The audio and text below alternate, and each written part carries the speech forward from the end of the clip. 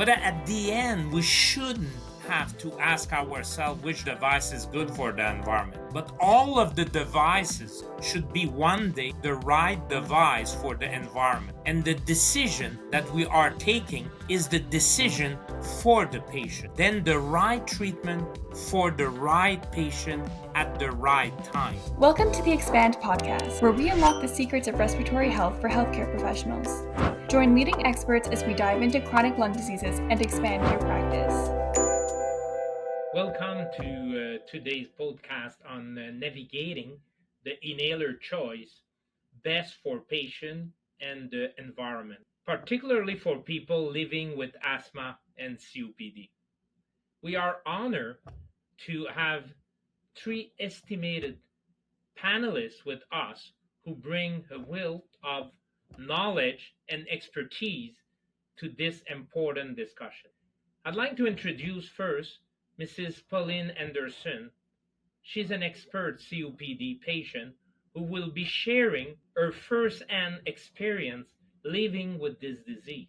Her valuable insight and personal journey will offer a unique perspective on managing COPD day to day. Mrs. Anderson's expertise in coping with the challenges of COPD and effectively using inhaler will provide listener with practical advice and inspiration.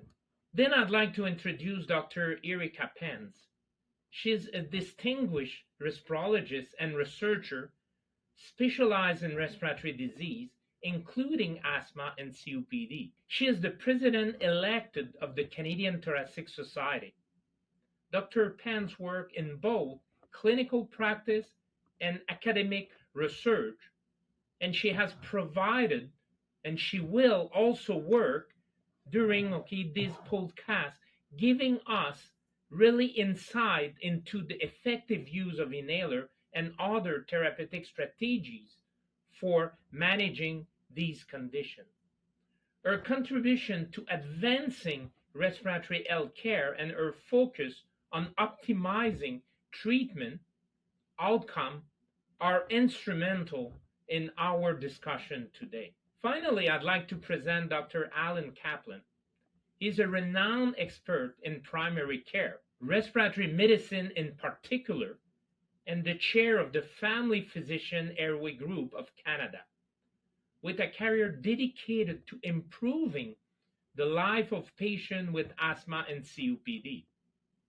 Dr. Kaplan has contributed significantly to clinical guideline and patient education. His extensive experience in managing chronic respiratory conditions and his commitment to patient-centered care make him a valuable voice in today's conversation. Please join us as we delve into the nuance of inhaler choices and explore the latest advancement and best practices with Mrs. Anderson, Dr. Penz, and Dr. Kaplan. Well, I think I'd have to go back to when I had a very busy job managing 220 employees. I worked in a 900-room hotel, traveled the world. So I've lived in a lot of foreign countries, and I smoked. And of course, if you smoke in Russia, you don't know what you're smoking. And from 2011 up until 2013, I was constantly sick with getting pneumonia, bronchitis, coughing uncontrollably. I couldn't control my bladder because I coughed so badly. I finally decided to retire in 2013 because I felt that I was not being fair to my job. I was 67 at the time. I could have probably worked until I was 70. But the doctor in the United States that I saw did x-rays and said, "Oh, you have COPD." And that was it. I didn't even know what's COPD. I had to look it up to find out what it was. It wasn't until I relocated back here to my hometown in Montreal that I was able to see a family doctor, and he looked at me and he said, "Your oxygen saturation is 81." He said, "You're a walking heart attack waiting to happen." And he sent me to the chest hospital, I believe up on Jean Mance. And I was terrified because I saw all these people in the waiting room hooked up to oxygen tanks with breathing apparatus. Everybody was blowing into something. I was scared, quite frankly, because I have 4 children, I have 10 grandchildren, led a very good life, but not ready to give up yet. So here I am 11 years later, feeling very well, thankfully, because the Chest Institute provided me with a 12-week rehab program. And then I did rehab at the Glen site later on, where a physiotherapist walked with me on the treadmill, doing exercises. Now I manage an exercise program myself virtually with other patients that have COPD.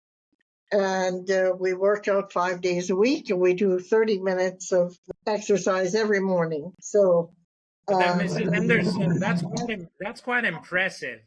You know, the people who are listening to you, this is kind of a strong message to send to people. You've been found more than 10 years ago to have a chronic condition. Your oxygen level, your percent of oxygen was really low, below 90. And now you are doing exercise. There must have been, and okay, then you have the eye technology. I cannot even show my watch, okay, let's pretend I forget about it at home. Then, okay, now you are to tell us what you're able to do.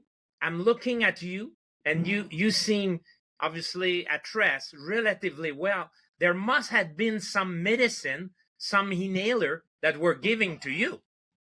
well, I found an old list, and I had I had quite a few. I had Spiriva, I had Symbicort, I had Ultra Bro, I had Ultra Breeze, I had Trilogy. Now I'm on an oral. So, and I know in between I've had others. Truthfully, I think the fact that, first of all, when I did go to the Chest Institute, first and most important thing was to give up cigarettes. I used to smoke 2 packs of cigarettes a day. A lot of them burned in the ashtray for sure, but I smoked. So giving up cigarettes and then finding the right medication was very important to me. And I've had some negative experiences with some of them. And it's very hard when you have to change your medication. I think each medication affects you differently. Some of them give you headaches, some of them give you insomnia, others cause you throat. Like I had a very bad fungus infection in my throat. Sometimes you're not sure, are you getting the medication? Because you can't really see it. I can usually tell, I know my body quite well. I can tell if the medication is going to do me good or not. Within a couple of days, you know already if that medication is doing something. And if you start to feel heavy and you can't breathe properly, you have to look at the environment because the climate affects us tremendously. If it's too hot, you can't breathe. If it's too cold, you can't breathe. So having the right medication is probably the most critical for anybody with COPD. Those medications are the inhaler you've been taking. It's important for people to realize that there are different type of inhaler. Some that people may not be familiar. For some people, we use the term puffer, but the inhaler is the general term. Different type would include the meter dose inhaler, the one that people are more familiar with. But there are also the powder type. Some, okay, that you use like a capsule, they're unidose, and you have other that are already loaded and they are multi-dose. Then you have another family that is called the MIST format, which is a new way of delivering medication by inhalation. But if you say that it is every time that you go with a new device, it is important to know that every time, if you change the device, you're going to have to learn the technique. And this is not necessarily easy for the patient to learn. Can you educate the patient on your experience using those different devices? Well, I think a lot of people, I know even some of the people that have exercised with us, don't know how to use their inhalers properly.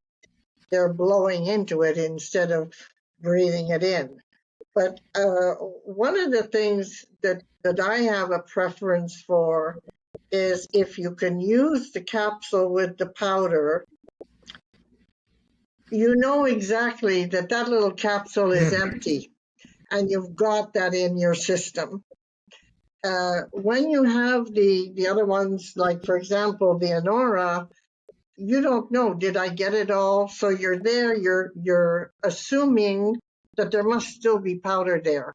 So you go back to it, you know. I think the metered inhalers, you know you've got it because it's gone to the next number. Okay. But again, you're still not in your mind really sure, did I get it?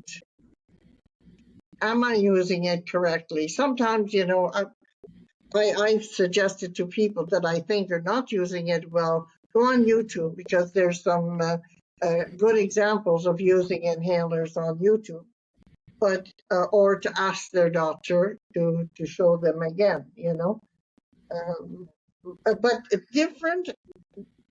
different forms of COPD medication affects everybody differently. And I know from some of the research studies that I did where you don't know what you're getting, but you know that it's made a difference in how you feel. But what you're telling us, Mrs. Anderson, is that the patient may react differently. Yes. They may like certain type of device and that can vary from one patient or the other. And this is what we call patient preferences. Yes. But that is going to be very important also, because if you don't like the way that this device is taken, then you may not be taking the medication or feeling that this medication is working. Is there any medication, because in the last years, we've been having now medication that lasts longer. Therefore, you don't have to take the medication so often, sometimes twice a day, sometimes even once a day. Would you say this is something that is valuable for the patient? Of course, because it helps you with your routine. For example, any medication that I have, I take in the morning. Breakfast is over, take your medication, it's done, you don't forget, you know that you're set for the day. I'll give you an example. When I was in Spain in February, and I was on that new medication called Trilogy. And so I tried that for 30 days, but I was miserable because it affected my throat. It affected how I felt. Of course, it was a lot warmer in Spain than it was in Canada. Again, that affected how I felt. So I think there's different elements for patients, how we feel. I also think age has something to do with it. I mean, next summer I'm 80.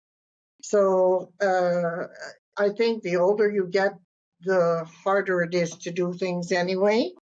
So in order to maintain, I like to make sure that I've had my medications at the same time every day. And I only do once a day for my Anora an oral that I'm doing now. I only do it once a day. I use Ventolin occasionally if I find that I'm feeling tightness in my chest. But again, I only use that if I need to use it.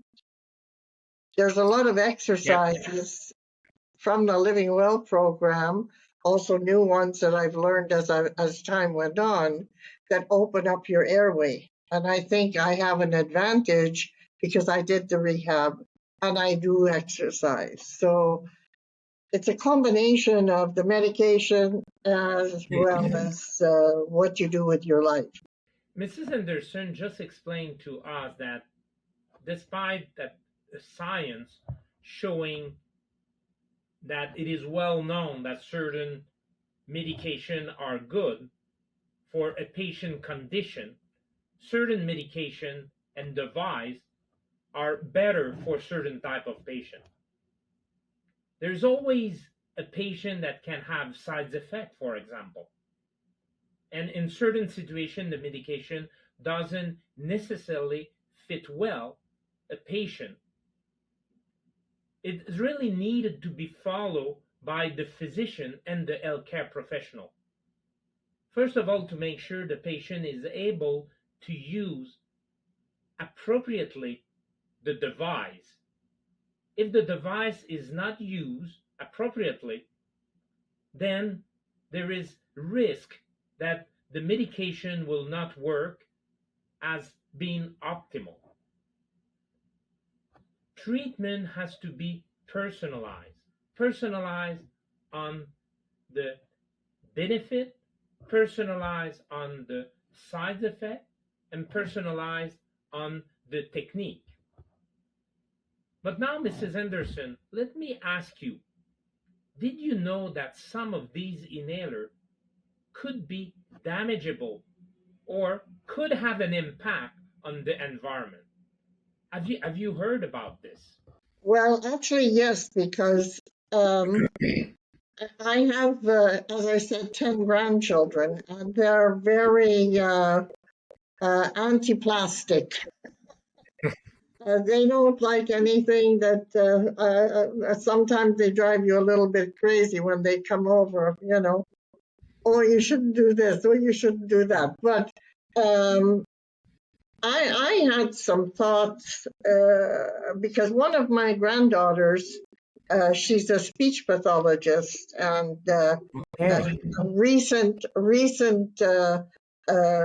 graduate of her master's degree, and she is a very, very conscious of the environment. And she said, why don't you take the empty ones back to the pharmacy? Interesting. So it's an interesting one, yeah. So it is interesting, and again, when I read the articles that Maria sent, I was quite surprised that it is a big concern because I didn't know there's people that are activists. So maybe that is one of the things that we can do is give it back to the pharmacy, have a one drop-off place. As part of recycle, I do recycle, I do compost. So I do put my inhaler when it's empty in the recycle bin. So it does go into a recycle unit, but it's a good question. What happens to all these inhalers? There must be a lot of them in the society. Mrs. Anderson, what you're talking about is quite important. It's not only about choosing the device, but these devices need to be produced and need to be disposed. And this could also have an impact on the environment. Let's keep that topic while we're going to talk with our expert, Dr. Penz and Dr. Kaplan. I'd like to introduce and have a discussion now with Dr. Penz. Dr. Penz, thanks for being with us on this podcast. I'd like to start asking you about a statement that you co-author, the statement of the Canadian Thoracic Society of the climate change and the inhaler selection in patients with respiratory disease. Please, this is quite obvious that we have to take into consideration the environment. But what I'd like about the statement, it really position the patient at the center of the decision, the therapeutic decision that we have to take.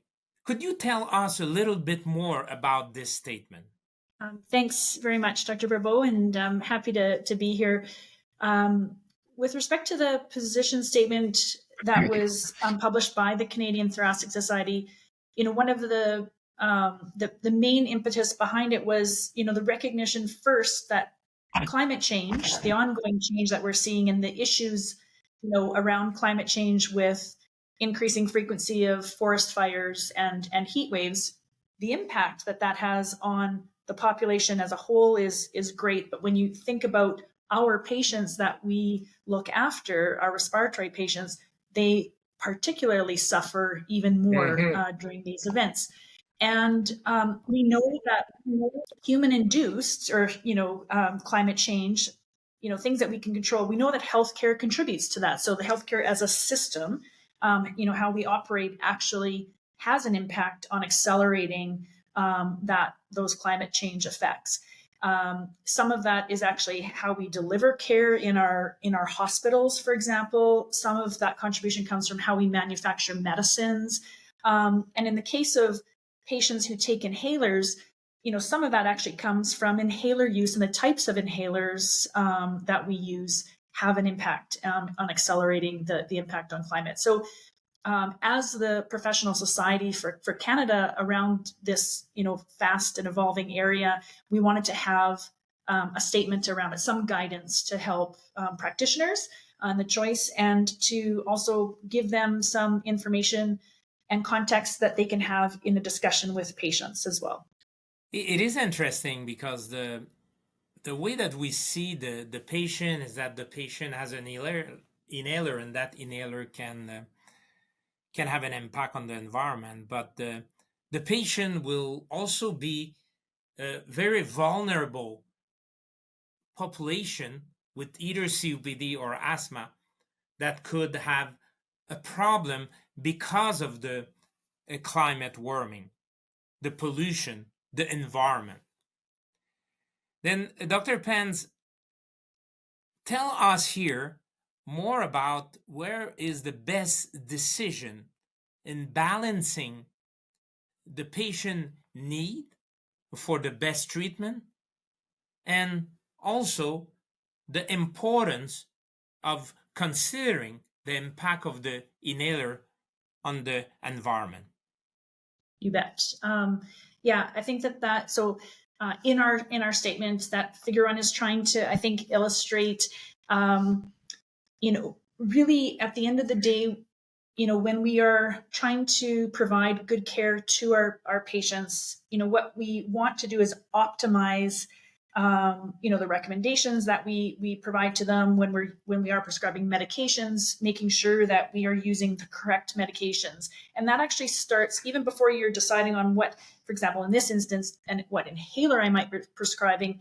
It's actually stepping back and saying, okay, as clinicians, what are we actually dealing with? What is the diagnosis that we are having at hand with our patient? So do we actually have the correct diagnosis when I'm seeing my patient with their asthma or their COPD?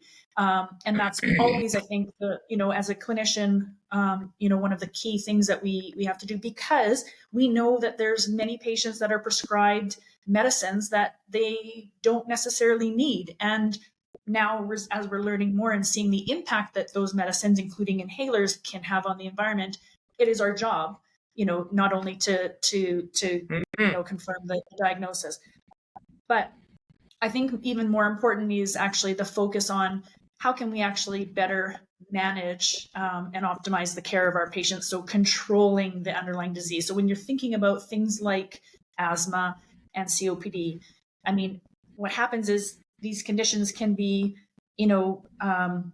flared by all sorts of things, viruses and weather events, etc., allergies. And it's actually really important that we're using medicines and other techniques to control that disease. And so having that conversation and that focus first on choosing the best medication that's going to do that job for that patient is the most important thing. And that could be, with, and obviously incorporating, the thought about it, what's the environmental impact. But I would argue probably more importantly is my patient actually going to take their inhaler? Are they going to take it correctly? A lot of the things that Mrs. Anderson had spoke to very, very clearly, what are the things that are important to them? That's going to help us to do our job better and control the disease.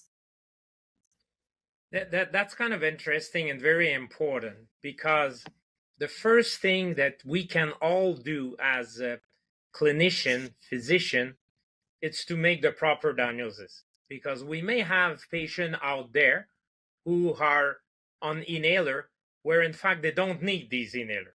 That seems to be the simplest. Maybe it's not so simple because you need some tests to be done, but okay, that would be certainly the best way to go. And then after, to choose the best treatment, that if you can have a better control on the respiratory condition, which is a chronic condition, then you avoid to take so often some of these inhalers that are short acting, and many of those inhalers that are meter dose inhaler, that are probably the one that have the most important impact.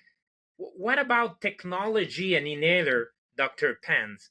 Is there, because when we're talking of inhaler, which one do we refer to that may have an impact on the environment? Great question. So we tend to think about inhalers in, two main categories. You were talking earlier with Mrs. Anderson about them. So we have dry powdered inhalers. So those are inhalers that typically the patient will take a breath in, and that, actuates the medicine, brings that medicine deep into their lungs. We also have those meter dose inhalers that you were talking about. And so those are ones where we press the canister down, and that releases the medicine along with what we call a propellant.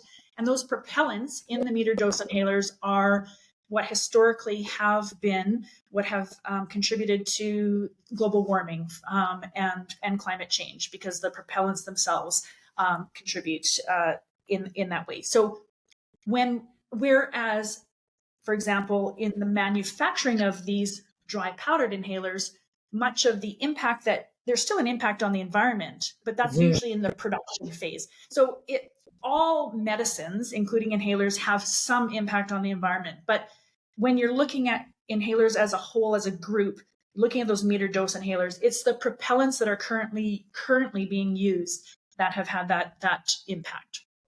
And many of those we rely a lot on technology. And what is the technology in the future in terms of where are we going with that? That's not going to be that the environment will not be affected, like the zero risk with the meter dose inhaler, like the no risk, or what it is now and what is the industry working on. Those propellants actually have even changed, over the last couple of decades.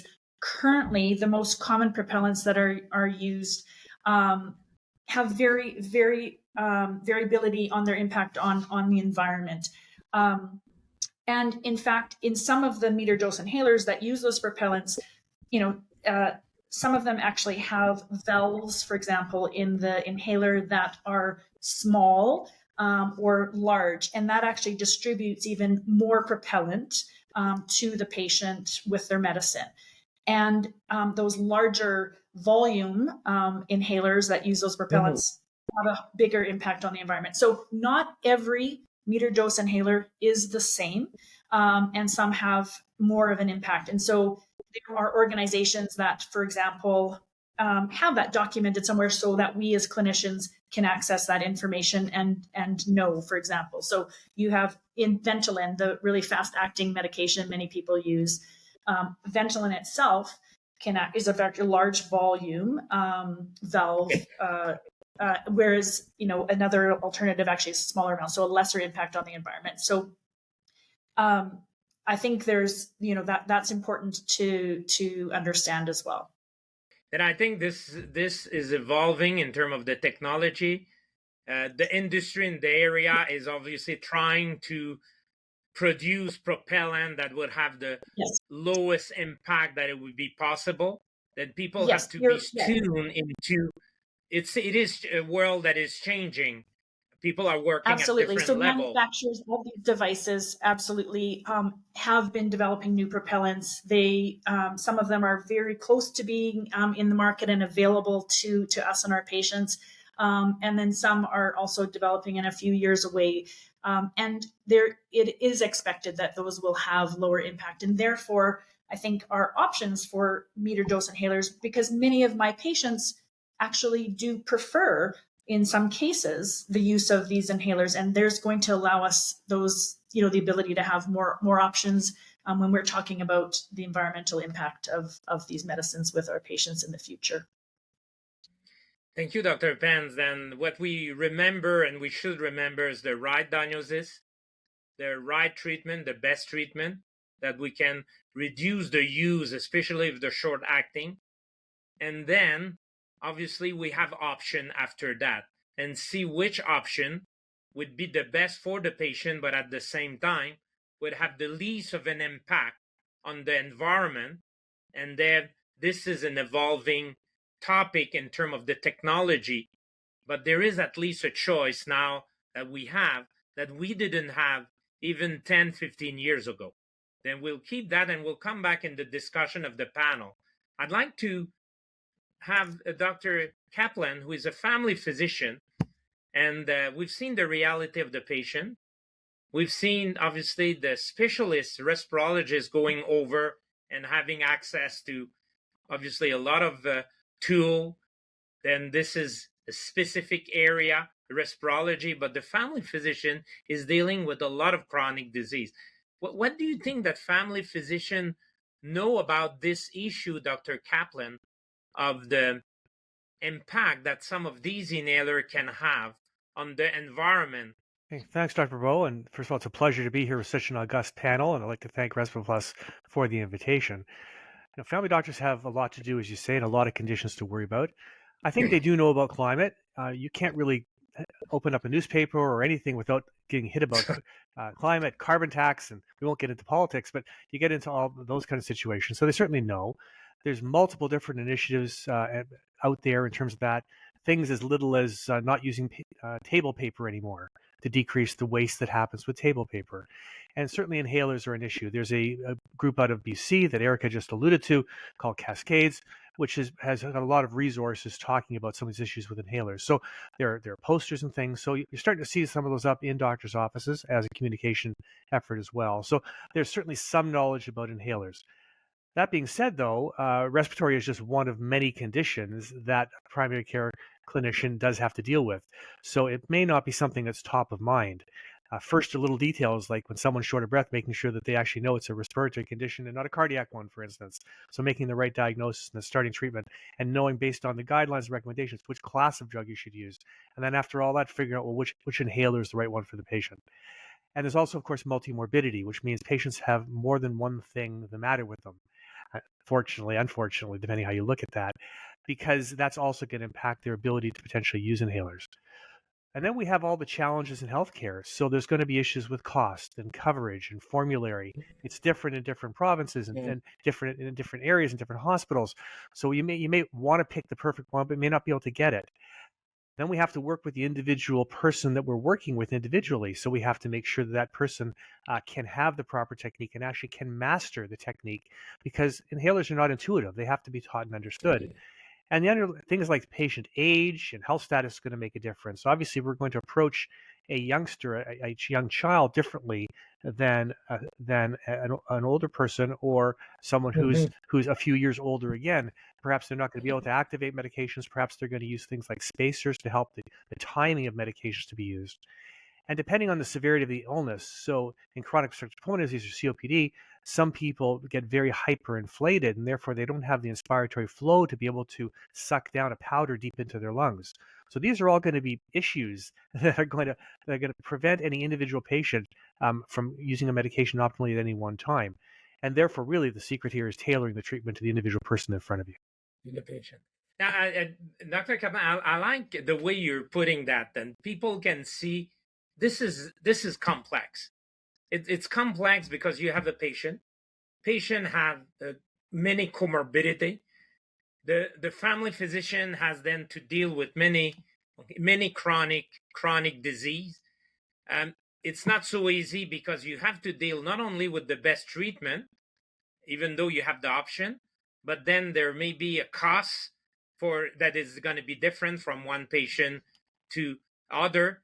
Age of the patient that make obviously a difference, preferences, and then the family physician are in a position, I think, with the pharmacist, because you're seeing the patient either more often, or you know very well the patient because you know the patient sometime for a year that you've been following the family, the spouse, the children, and so on, that you're really in a privileged position sometime to say, oh, that treatment may not be the best for a reason XYZ. Then I think emphasizing on the role of the family physician, giving more importance to the role of family physician and even pharmacists also, that would be, I would feel something important. Would you like to comment on that before we move into other very specific topic? But the family physician role is important here. Well, I agree with you. I think that's the backbone of our healthcare system in Canada, and that makes us fairly unique in many countries in the world. The opportunity for hopefully a patient to have a family doctor, and we unfortunately know that isn't the case in many parts of Canada currently, and many people go without. But if we're lucky enough to have that relationship, that's a two-way relationship. So the patient has someone they can count on. They've got a medical home, we like to call it, and we can actually have that relationship with the patient to understand what their individual needs are.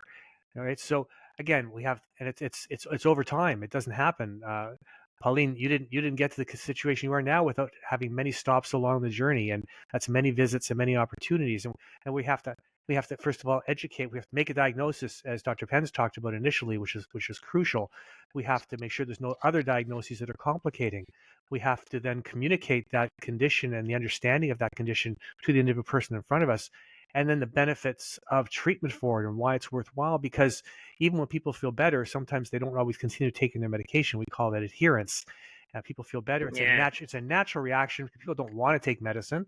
So it's a natural reaction then to stop medication when they start feeling a bit better, which is an issue.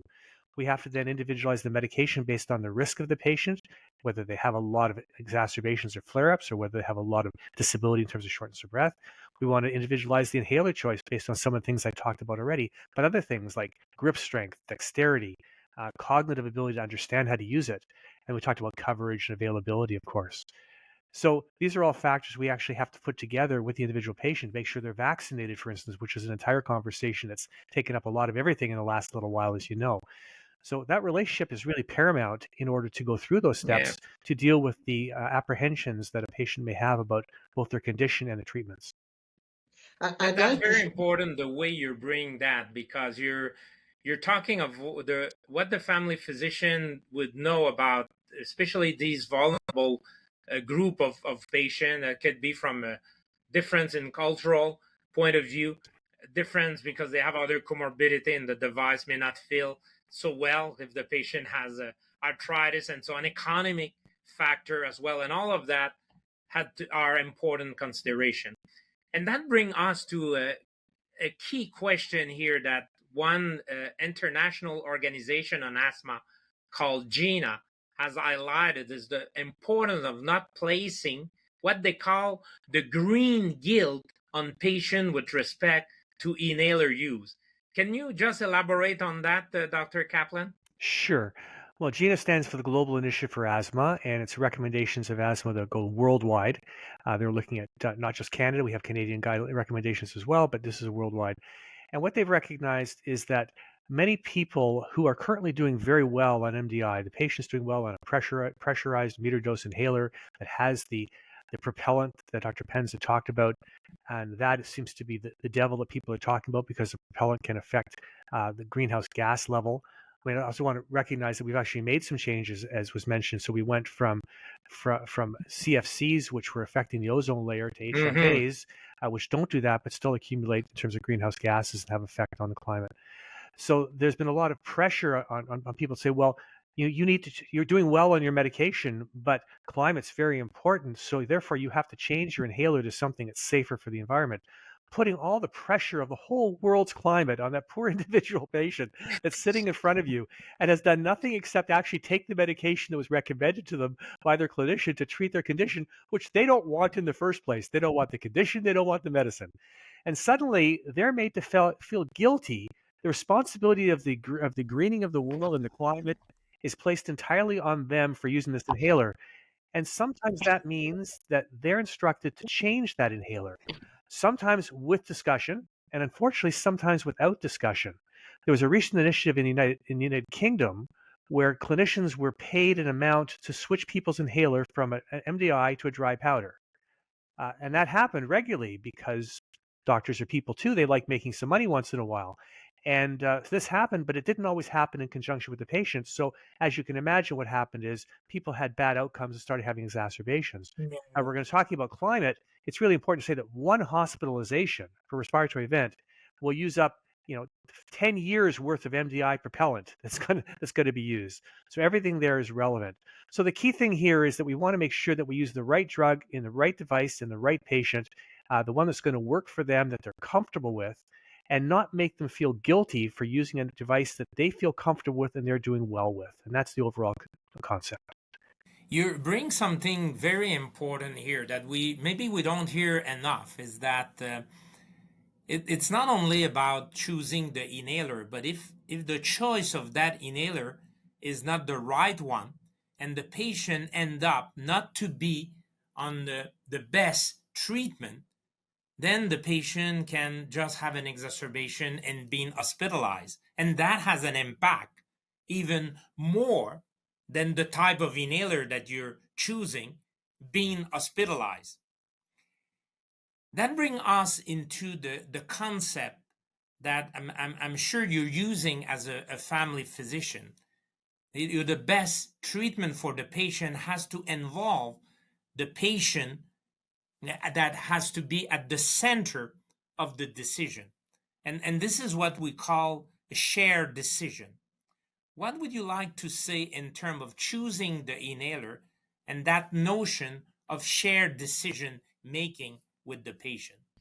Well, I'm sure both of you go through the choice of inhalers with the individual person in front of me to make them part of the decision. A decision that is made in conjunction with everybody in the room often gets taken up much better than if it's being told to someone, here's what you must do based on what I say. We call it shared decision making. Is one concept. The other thing we talk about is motivational interviewing, to understand the patient concerns and worries and the perceived benefit versus necessity of things, to understand what the benefits are and the downsides are, but also what their goals are. So sometimes people will not want to take a medicine, even though the goals may be preferable because of other concerns, and we have to respect that. So that's the idea of shared decision making, that whole concept, that we're working on it together in order to come up with a medication that they're going to be comfortable taking and want to take and be part of their treatment decisions. Thanks, Dr. Kaplan. What I'd like to do now is to bring together the patient, the respirologist, the family physician, like the whole panel, into a discussion. At the end, okay, maybe I'll ask you each, if you, as your role, as a patient or as a physician, what would you like to deliver as a key message for the end of the podcast? We've been talking a lot about the healthcare provider that has to take decision and then for the best of the patient care. Can we balance the decision of the right device with an environment sustainability here? Dr. Kaplan, do you want to start the discussion on this balance between the best decision and the environment sustainability? there's no question that environmental sustainability is important. There's no question that the average temperature of the world has been going up steadily, and especially in the last few decades, it's gone up much more incrementally than it had in hundreds and hundreds of years before that. So we are doing something to our planet, and we have to make some differences. And Dr. Penz alluded to some of those issues earlier. So we really have to do that. But we have to do this in conjunction with the healthcare system in a way that's going to work. We have to do this so we don't have bad outcomes that we talked about. And I think what's really important is the individual patient that we're working with in front of us. That has to be done in a collaborative way. And as also was mentioned, we do have new technology coming. So there's been such a push to get rid of pressurized MDIs that's been happening even potentially against patients' will. Another example I can give you is a residency director in a province I won't mention anywhere directly, who awarded their residents a challenge to see who could change most people from PMDIs to dry powders. Right. Didn't actually talk about the why and the how and what papers should be done. This became a game. And of course, again, it's going to have bad outcomes. So it's the individual patient fronts we have to have. And it's really exciting to me that we actually are going to have, and Dr. Penz alluded to this, that we're going to have new propellants coming. One of them is actually got a propellant that has greenhouse gases no different than a dry powder. We're a few years away from that. Other ones is not quite as good as that, but a lot better than we have now. So I say we shouldn't throw the baby out with the bathwater. We shouldn't get rid of all pressurized MDIs just because of this, because we're going to get new ones that are going to solve some of these problems. And there are populations that cannot use dry powders. They're very, very young. The infants need an MDI with a chamber. Patients often who get older, especially if they don't have, if they have what we call suboptimal peak respiratory flow, they may need to use an MDI with a chamber, or as you mentioned earlier, Dr. Bourbeau, a soft mist inhaler. There's different options, but not all drugs come in all different devices. So we have to put all it together to individualize it to the person in front of us. Dr. Penn, would you like to add something to what Dr. Kaplan has just said? I mean, I think, so I wholeheartedly agree with what Dr. Kaplan has said. And I think that wearing my hat as a physician and a respiratory physician, my main goal always is to make sure that I'm trying to provide the most optimal care, whether that's the non-pharmacologic, non-medicine side of things, as well as the medicines. And so and that's going to vary depending on each person who's in my clinic. And so I 100% believe that has to be our focus first as clinicians.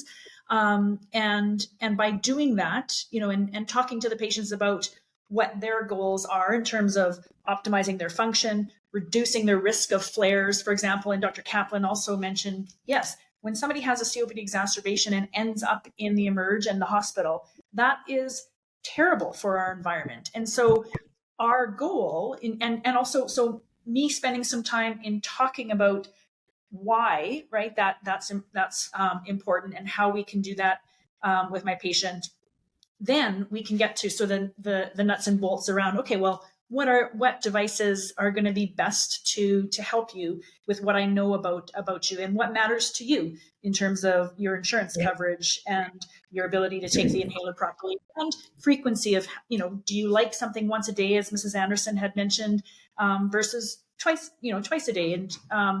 And there's no judgment there. It's really about what is going to work best for my patient. I like that, the no judgment. That's one thing. Not make the patient guilty in any way. Not, making the impression that this is a game, but because it shouldn't be a game. This is a medicine that is important, and Mrs. Anderson has told us at the beginning how some of these medicine over time has changed her life. Mrs. Anderson, what do you think it's possible to balance the environment, sustainability, and the patient care? Oh, I think a lot can be done. I wanted to say, I think it's great that you're doing this because as a patient, we don't often know what you're thinking, or a big thing that I have found in talking with other people that have COPD is a lot of people are worried about the contents of the medication. That very often it's not explained efficiently or effectively what the side effects are of the actual medication that you're taking. That's a big concern for a patient. The other thing is, in my case, for example, as you know, this is my 4th year I'm being monitored for a pancreatic tumor, for a neuroendocrine tumor. And there's that fear and worry, if it grows too big, they're going to have to go in and take it out. So there's these questions that a patient has is, am I taking something that's going to affect is there another impact? And sometimes, for example, the oncologist, he's a specialist in the pancreas. He doesn't have the time to sit and tell you the what's and the what fors and so on. And so you leave the office thinking, am I taking this stuff? Is it affecting my tumor? So those are questions that we have.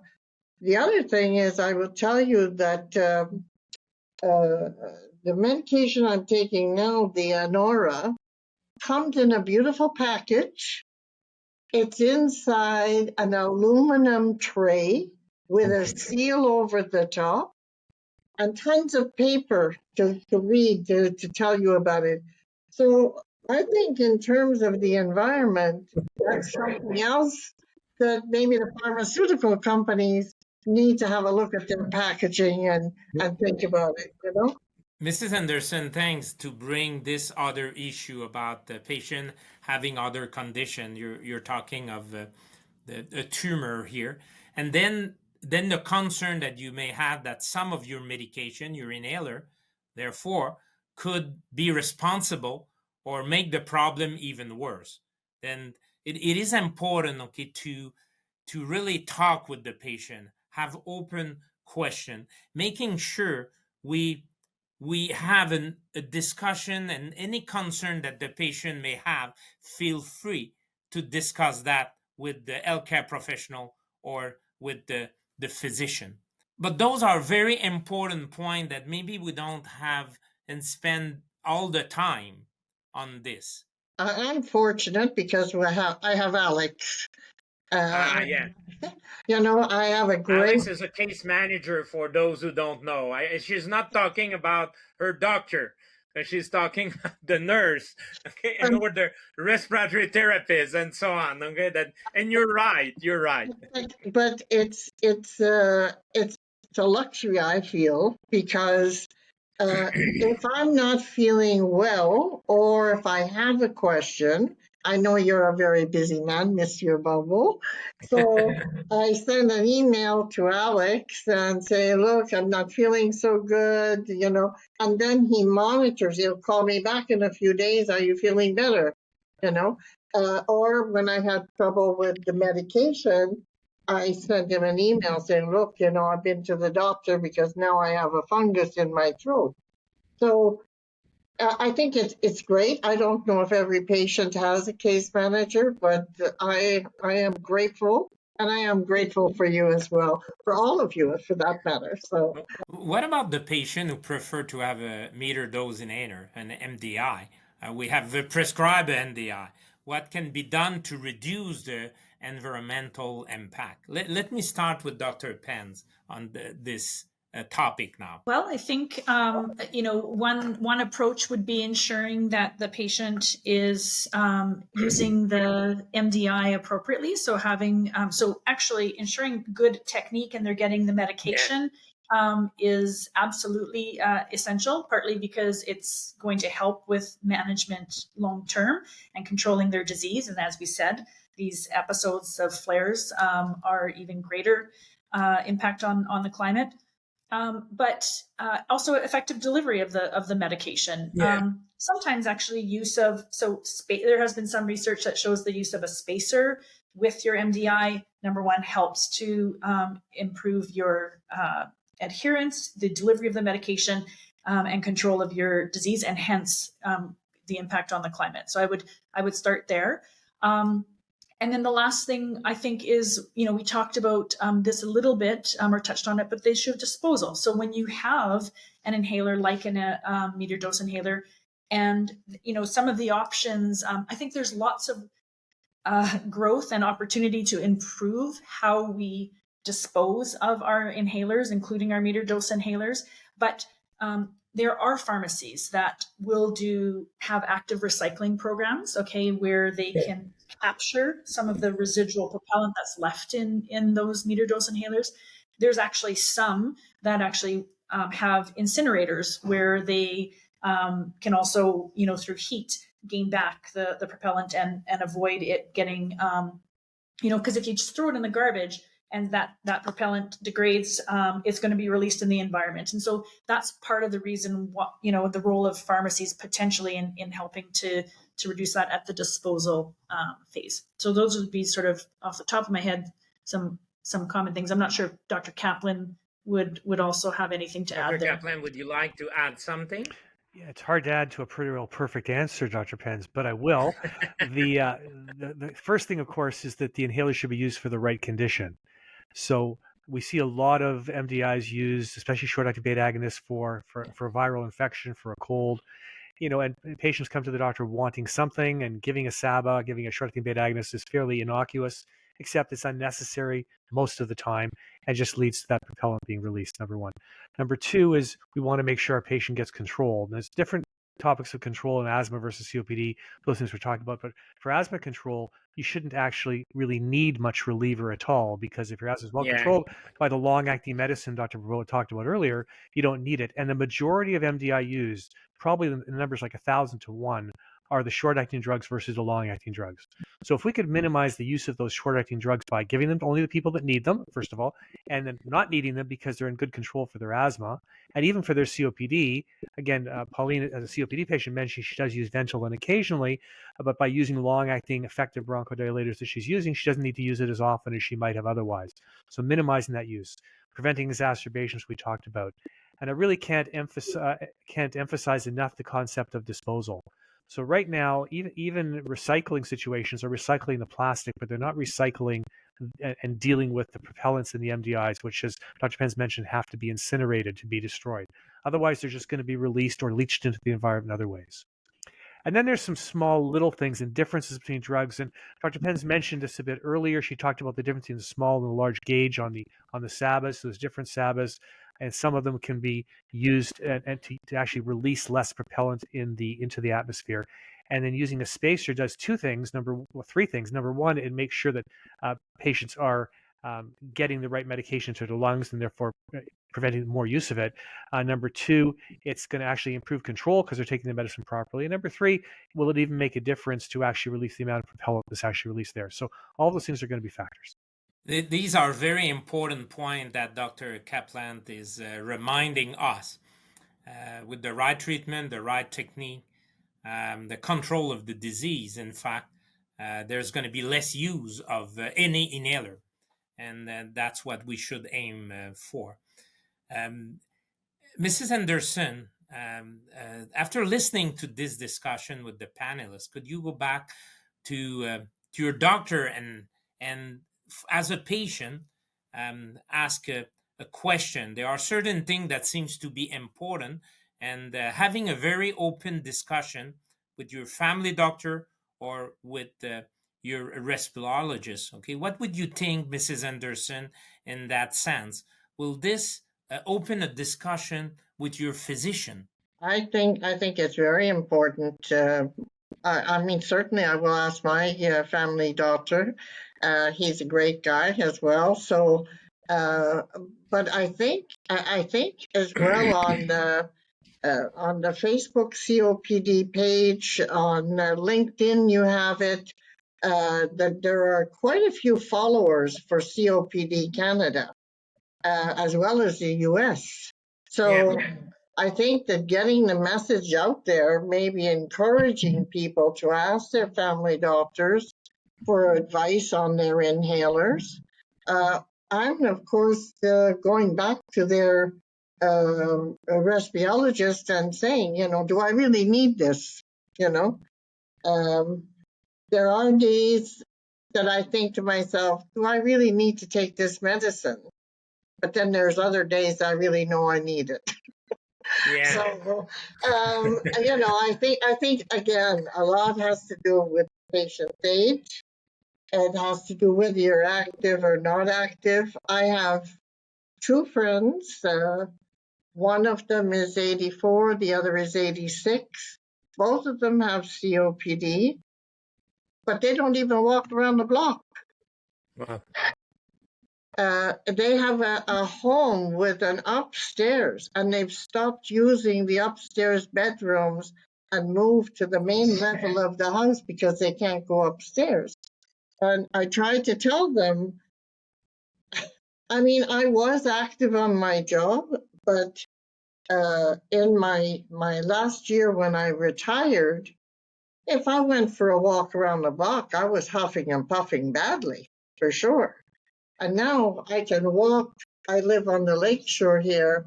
I can walk from 40th Avenue in Lachine to First Avenue in Lachine and back again. Or I can walk as far as Dorval and back again. I have no problem with walking as long as it's flat. Going uphill, of course, is a little different. But I think putting it out there, putting the podcast out there is a big plus, letting people know. I didn't know. Maybe my pharmacy will participate if I take it back to him, you know. Maybe I'll write to the pharmaceutical company and tell them that they need to look at their packaging for the environment. So you never know. Give me something to do. Yeah. And Mrs. Anderson is not the exception. For those that are listening to us, patient seen by Dr. Penz, patient seen by Dr. Kaplan, patient seen by me, patient seen by a lot of other physicians across Canada. These medicine make a difference. It's not like we often say a puffer.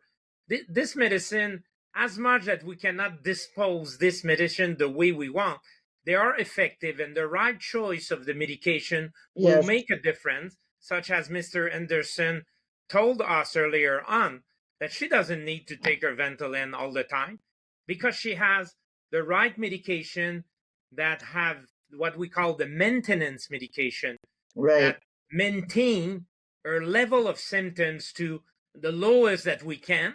And the other thing too, as I said, is that managing your diet is another thing that helped me. I manage my diet very well now.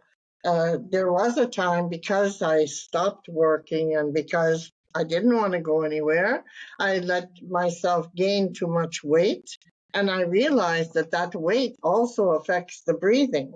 So there's a lot of factors that go into to how we feel.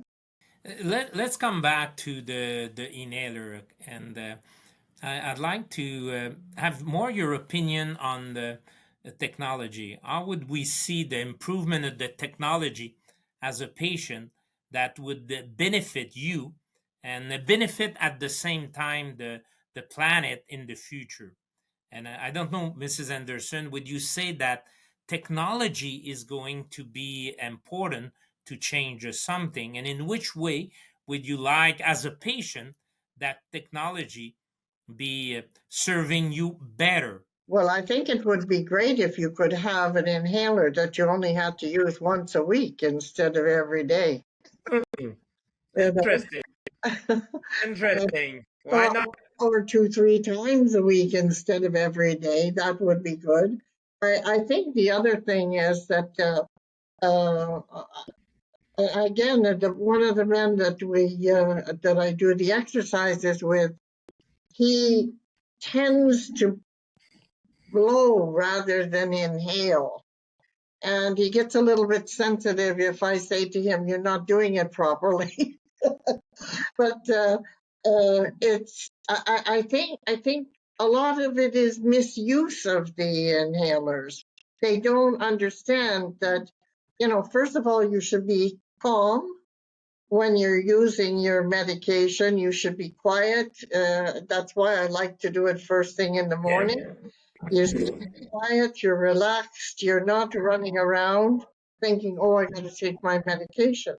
I do it quietly, and I find it's very effective by having that routine. But I think a lot of people don't follow a routine either. So it's not using it properly and doing it too fast isn't going to make it any better. But your watch, maybe your watch is going to tell you exactly. Yes. That's also watch, technology that you have to take your medicine. Right now, today, I have done 6,733 steps. Oh, don't ask us. Maybe we've been sitting in the clinic most of the day. I think you're gonna win, Mrs. Anderson, and make us look like we're not so good. Okay. but then the other thing is that is good with this watch. It tells me my heartbeat. Right now, it's at 104 beats per minute. And then it does a testing for your oxygen, and it does 96.2. Wow, that's good. I think the heartbeat is because you're doing a podcast. We're getting you a bit passionate. Okay, that's why the heart rate is going above 100. Yeah, because thank you, Mrs. Anderson. Just to end, okay, on the improvement in inhaler technology, anything that you like to say on this, that what is going on right now and what might be going in the future? Well, yes, I think that certainly everybody needs to protect the environment. You want to do your part. Everybody should try to do their part, even if it's a little thing.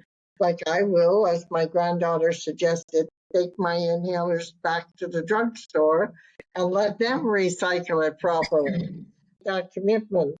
I think, it needs to be talked about a little bit more. I think we need to get the message out there, and certainly I will try to get the message to people that I know that are using inhalers. Let's ask a question to our expert, Dr. Penz and Dr. Kaplan. What is the technology going to provide us in the future? Is there anything out there that we should know, aware of? Yeah, I would say that so there really what I'm aware of happening at the moment is the research and the development has been focusing on the propellants at the moment. So finding new molecules or propellants that actually don't release or at least reduce, and as Dr. Kaplan said, there's potentially one where the impact on greenhouse gas emissions is actually going to be equivalent to a dry powdered inhaler. So at some point I hope to see that really the decision around choice of inhalers is not going to be around the impact on the environment. Hopefully that's not going to be the case for us. And in fact, we can still again focus and continue to focus on controlling the disease. But I could be missing also any sort of updated technologies that others might know about right now. No, thank you, Dr. Penz. That was perfect. You've highlighted the fact that these propellants are coming, and it's really exciting because HFO 1234E actually does not have any more propellant released than a dry powder. So it's kind of really an exciting sort of option. So as I say, we do have coming pressurized metered-dose inhalers that will not affect the environment that way. And as Dr. Penz said, we don't have to choose based on this at all. We can choose on what's the best for the patient in front of us and not even think about this. That being said, what else can we do differently? Well, I mean, there are some, and there's another device, as we mentioned, called the soft mist inhaler, called the Respimat, and it works by having two streams of medication hitting each other and causing this distribution of droplets. It does not have a propellant at all, but it's not available in all the different medications we need. So therefore, that's a limitation using it. I don't think it's used a lot in our environment, but potentially it's something else to be considered for those kind of drugs. For instance, Ms. Anderson, the one you're using, it does come in a cousin of that medication, as an example, although using a dry powder, so it's already going to be environmentally safe. But the other side of this is not just the greenhouse gases, it's the amount of plastic. So the product that uses Respimat in Europe has a multi-canister device. So it's multiple canisters for the same piece of plastic. So instead of having one piece of plastic and one canister for every time. It's 3 canisters for every one piece of plastic. Well, doesn't that make sense, right? So instead of throwing out a piece of plastic every month, we're throwing out one every 3 months. Or why do we even have to throw it every 3 months? Why isn't it good for a year? Just clean it. So unfortunately, it's really hard for the companies to get that brought into Canada because they have to do big studies that cost a lot of money to get that done, and they're not going to do so. So despite the fact that our politicians continue to try to make a name for themselves based on climate change, and again, I won't go down the political side of this, but you may gather how I feel about this, but they won't actually assist things like that could make it practically easy. Why are we throwing out pieces of plastic every time? Because remember, while it's not affecting the air quality particularly, it's affecting marine life ecology and a bunch of other things and filling up landfills with pieces of plastic that are unnecessary. So those are all issues. The other technical issue, technology issue, is the idea of monitoring our devices. So we haven't really had those kind of device monitoring in Canada yet. There is a company in the United States called Adherium, which is right now is the sole player in the market for putting devices on medications to monitor the inspiratory flow, to monitor how often you take it, to monitor if you've taken it correctly. And that gets fed back through things like your phone, or perhaps, Pauline, through your watch, because you got such a great watch. But it actually tells you you've been taking medications exactly. And reminds you for adherence and technique. And that's something, again, we also don't have it in Canada, but that also is going to be useful for assisting for things like adherence and reminders, because not everyone's as organized as you are, Ms. Anderson, and therefore that's going to improve outcomes and control and prevent exacerbations. So there's lots of potential things for us to do in the future, but we have to bring them to Canada, and it has to become made a little easier to bring them to Canada. Because right now, I'm frankly a little tired with the politicians advocating for climate, but not doing anything to help us on the ground floor in medicine where we can actually make a bit of a difference. Thank you, everyone. And in summary, we have to see that there is a shared responsibility here. The physician, healthcare professional, has to choose the right treatment for the right patient, then aiming at controlling the disease. More we control the disease, then we avoid using too often certain rescue medication and MDI. We avoid the patient to be hospitalized, which also has a huge impact in terms of environment consequence. The patient has a role also, because the patient has to make sure that not only he's taking the medication and give all the attention to take the medication properly, but also that he dispose the medication to the pharmacy and not in the garbage. The pharmacy, and more the pharma industry, have an important role also, because they've been working now trying to minimize it, especially for the MDI, the propellant, to be at low risk for the environment. But at the end, we shouldn't have to ask ourselves which device is good for the environment. But all of the devices should be one day the right device for the environment. And the decision that we are taking is the decision for the patient.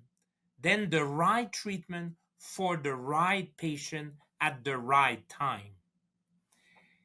I would like to thank you all, Mrs. Anderson, Dr. Penz, and Dr. Kaplan, for all the information that you have provided and the open discussion. That I'm sure that people out there have learned a lot and may have a different way of thinking when it's time for the healthcare professional to decide on which inhaler, but also for the patient to be part of that decision making. At the center, as we said, the patient is the most important. But then we cannot neglect that in the warming climate, the environment is also important. Thank you, everyone. Thanks for listening to the Expand podcast. Stay tuned and listen to other episodes on chroniclungdiseases.com/podcast.